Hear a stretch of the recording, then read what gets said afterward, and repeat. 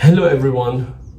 First of all, I would like to thank the organizer, the Eurasia Research and the Social Science and Humanities Research Association, SSHRA, for the opportunity to be a keynote speaker at this international conference. The International Conference on Business, Economics, Law, Language and Psychology, ICBELLP, which is supposed to be held in Berlin, Germany this year. But because of this COVID-19 pandemic, here we are in the comfort of our office, or in my case, in the comfort of my home, joining this conference online. This keynote speech, I'm going to bring all of you to explore the field of language and psychology, which are the last two main tracks in this international conference. I'll be sharing one of my research projects, which I work with my graduate research assistant, Mr. Umar Munir Hashmi, a very brilliant guy from Kashmir, Pakistan. Funded by the Malaysian Ministry of Higher Education through its Fundamental Research Grant Scheme, FRGS, we research the negotiation of Islamic authoritative discourse on social media. And we have produced 3 papers based on this research project, and our highest achievement is that one of the papers has been published in the Q1 journal, and the paper is entitled "The Representation of Islam Within Social Media, a Systematic Review," and it has been published by Information, Communication and Society journal, which is not only a Q1 but also has quite high impact factor for a social science journal. The impact factor is 4.559, and this journal is ranked 4th in the world by the Web of Science in the category of sociology and 7th in communication. This is the title of this keynote session: Negotiating Islamic Authoritative Discourse on Social Media, a Discursive Psychological Analysis. Negotiation in this context refers to how people make sense or create meaning when they are presented with the Islamic authoritative discourse. Islamic authoritative discourse refers to the Quran and Hadith of the Prophet Muhammad, something that Muslims should follow, practice, and they should not question. Right, so we basically analyze how people make sense of Islamic teaching by observing their postings on social media. We observed Facebook and Twitter because these 2 social media platforms have the highest number of users in Malaysia. And to make sense of our observation, we employed a discursive psychological perspective. Discursive psychology, for those who are not familiar with this analytical perspective, is a branch of discourse analysis and examines how people practically manage psychological themes and concepts such as identity, agency, intent, and blame in text and talk. Alright, I hope the definitions that I've given are useful for you to understand the foundation of my research. So, we began the research by observing the postings made by Malaysian netizens.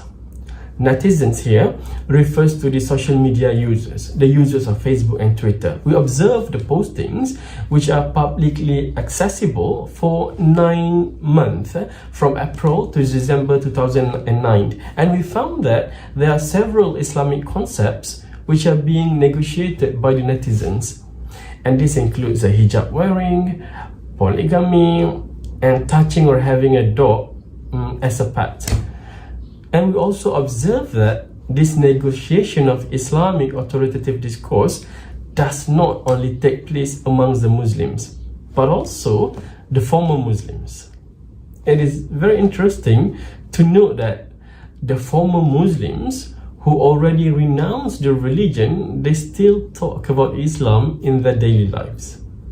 And we found that they constantly challenge Islamic concepts through their postings on social media.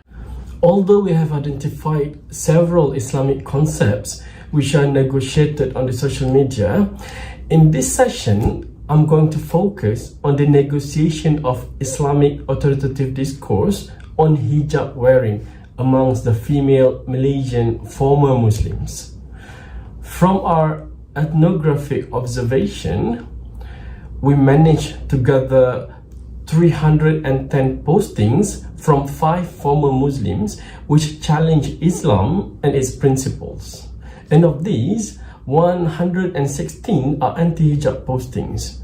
So their pseudonyms are Sue, Jane, Zoe, Fiona and Fancy. They are Malaysian females who were Muslim born and raised. However, later on, they renounce their Islam faith and become atheists, non-believers in any God. They take pride in being former Muslims, now atheists, and they have mentioned this in their social media profiles. Some of them currently live in America and the others reside in Europe as citizens of their respective countries of their residence. Sue's postings are on Facebook pages and the other participants' postings are on Twitter. Employing discursive psychology as our analytic lens, we focus on the discursive devices used by the participants and we interpret the content of their postings based on these devices. 9 discursive devices emerge as we analyze the postings. These are extreme case formulation, assessment, category entitlement, footing shift, attribution of blame, corroboration, script formulation, minimization, and systematic vagueness. It sounds a bit complicated, right? So I think you need to understand the meaning and function of these devices so that you can make sense of the data that I will present to you in this session. So I'm going to briefly explain these devices one by one.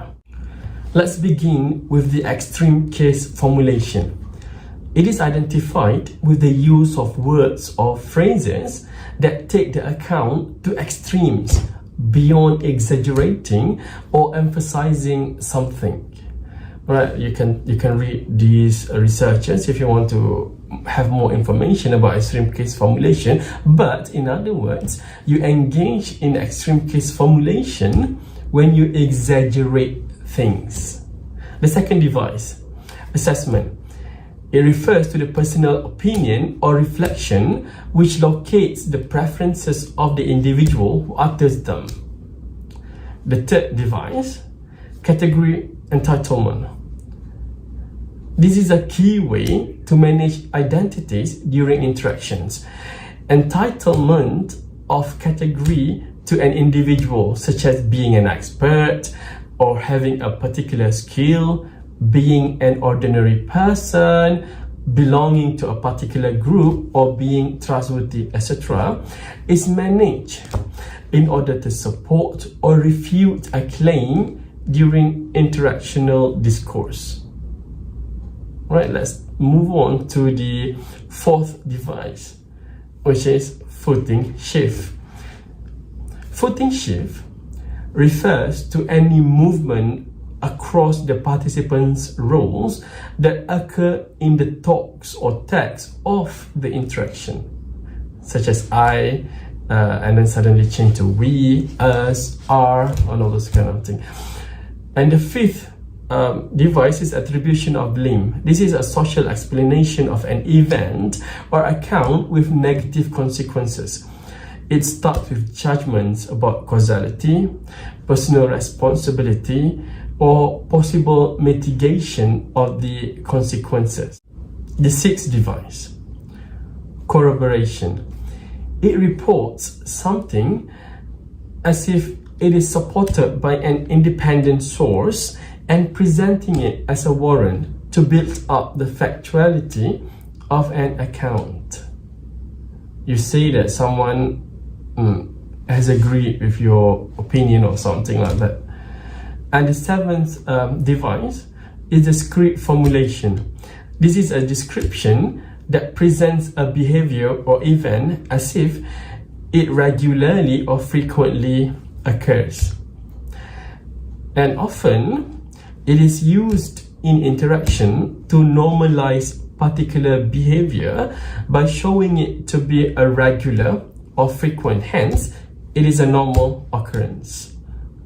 The eighth device is minimization. This is when you treat an object or account as minor, of little importance, by using only, just, scarcely, etc. It is employed in interactions to downplay the significance of an entity or account. The ninth device is systematic vagueness. It provides a flexible means of displaying an effective problem but reduces the possibility of being wrong. These are all the 9 discursive devices employed by the participants in negotiating Islamic concepts on hijab wearing. Using these discursive devices, they commonly argue that hijab is a tool of women's oppression. Let's now take a look at some of our analysis. I've chosen several extracts which I feel like they are all less complicated to be presented to the non-specialized audience in this conference. So I've chosen some of them, and I hope you will be able to follow me, because this is a bit specific, this is a bit specialized to discursive psychology, but I've chosen the simplest extracts with hope that you'll be able to understand or get the gist of what I'm presenting. Alright, so let's look at the extract 1. Let's read it together.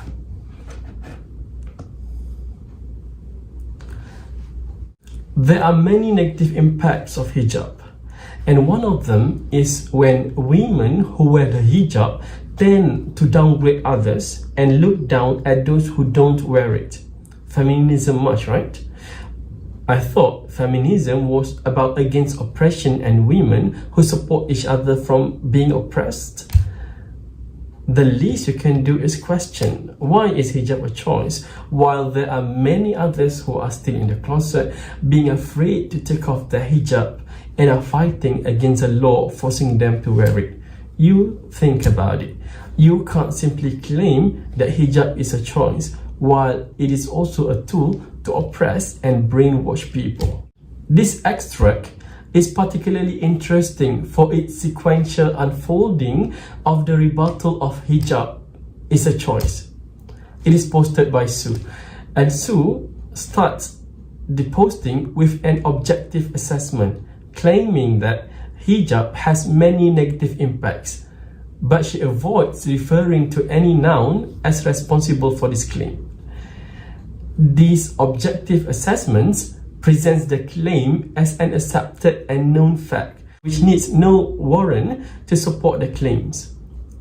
Sue then reformulates the assessment subjectively to shift the blame to Muslim hijabers for looking down upon non-hijabers out of arrogance or pity.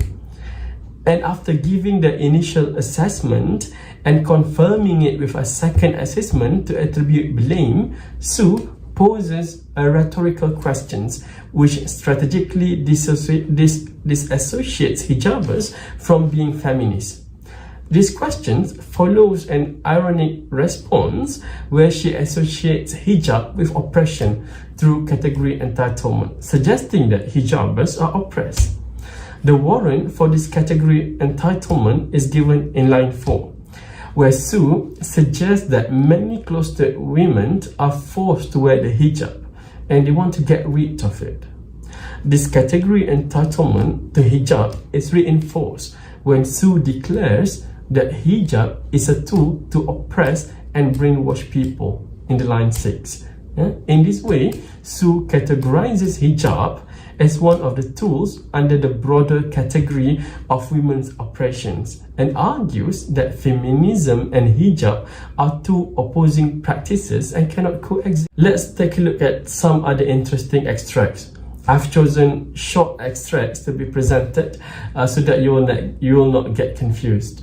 because I think this is very specialized to language person, to people who are familiar with discursive psychology. All right, let's look at this one. In the past decade, the conservative majority in Malaysia has oppressed women with its arbitrary and archaic ideas of dress codes. This extract is taken from Fiona's posting.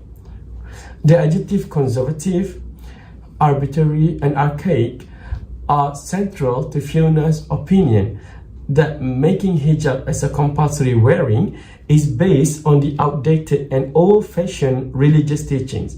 Conservative has a negative connotation in the discourse on ideology, and the adjective arbitrary describes the accidental existence of something without any systematic and authentic originating source.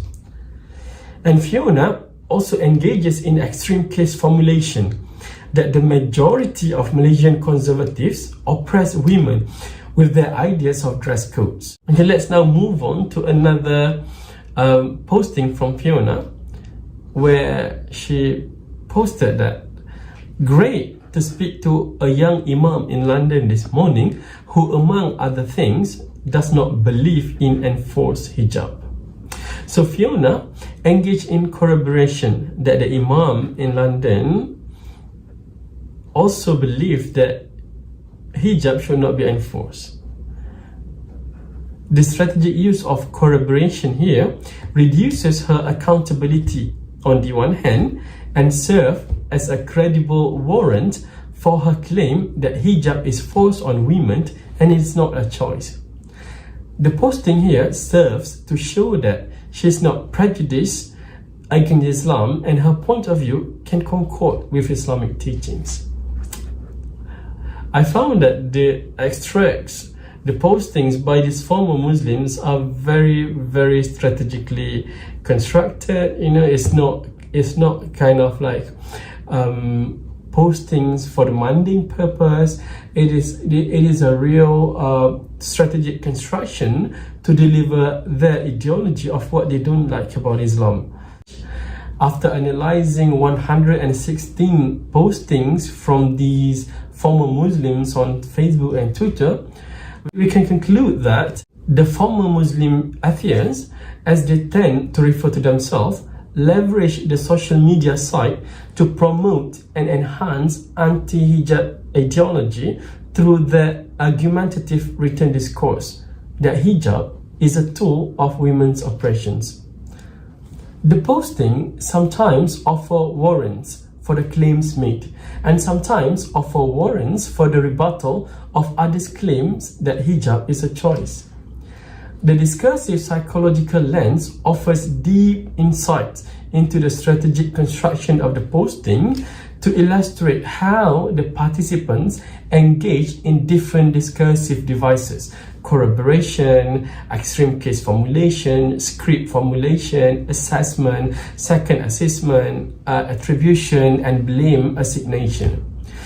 The analysis of the postings shows how the subject's engagement with different discursive devices perform different functions, producing strong warrants or evidence for their claims and rebuttals, reducing their accountability, justifying their accusations, and proving their objectivity. The analysis of the postings also shows that ex-Muslims justifies their views with the cases and stories of forced hijab to support claims of anti-hijab themes within social media. All in all, the former Muslims in this study have strategically used all these discursive devices to support their ideology that hijab is a tool of Muslim women's oppression. That's all for this presentation, and thank you.